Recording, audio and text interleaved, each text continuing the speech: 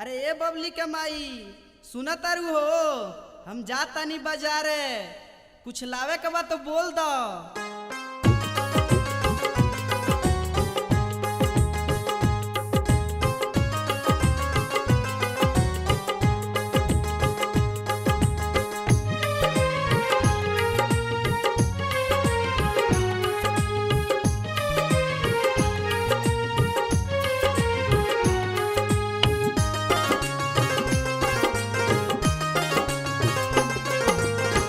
ना चाही नथिया ना कानू बाली, जाई बाजारे सैया बात मोर मान ली। ना चाही पौआ के पायल बलम जी, किन दी एगो मोबाइल बलम जी, किन दी एगो मोबाइल बलम जी, किन दी एगो मोबाइल बलम जी, किन दी एगो मोबाइल बलम जी। ना चाही नथिया ना कान बाली, जाई बाजारे सैया बात मोर मान ली। ना चाही पौआ के पायल बलम जी, किन दी एगो मोबाइल बलम जी, किन दी एगो मोबाइल बलम जी, किन दी एगो मोबाइल बलम जी, किन दी एगो मोबाइल बलम जी।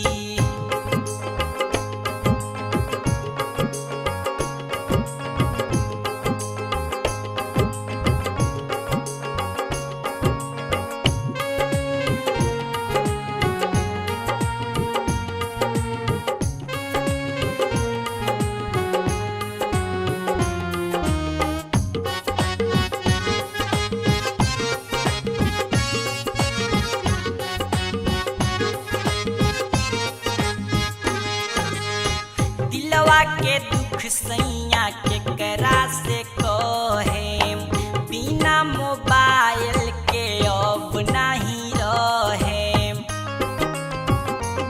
ओ दिलवा के दुख सैया के करा से कहे, बिना मोबाइल के अब नहीं रहे। होखी तैयार जल्दी जाई बाजारे, करी अपलेट जनी घूमी दुआरे, जल्दी से घर चली आएम बलम जी, किन दी एगो मोबाइल बलम जी, किन दी एगो मोबाइल बलम जी, किन दी एगो मोबाइल बलम जी, किन दी एगो मोबाइल बलम जी।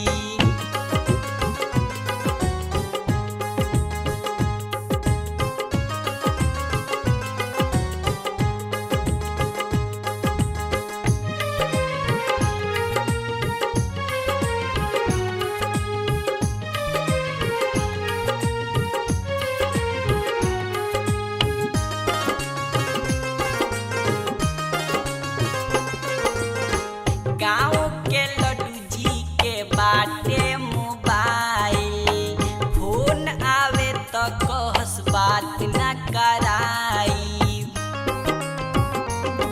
ओ गाँव के लड्डू जी के बाटे मोबाइल, फोन आवे तो कहस बात न कराई। जल्दी से जाई किन के लियाई, हमरा के आजे गाना सुनाई, तब खाना बनाए बलम जी, किन दी एगो मोबाइल बलम जी, किन दी एगो मोबाइल बलम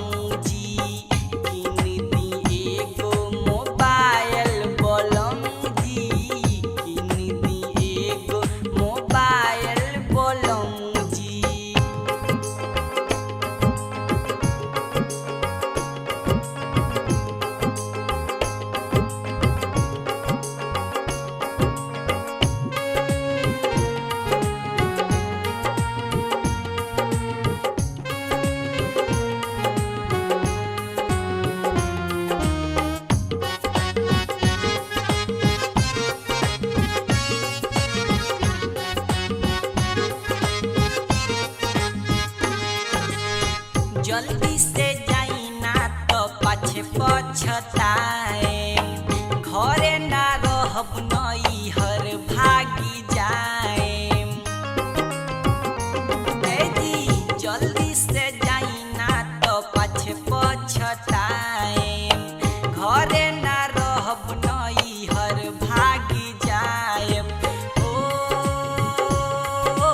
तबे सुनी रउआ बुझाइए सैया अभियो से मान जाई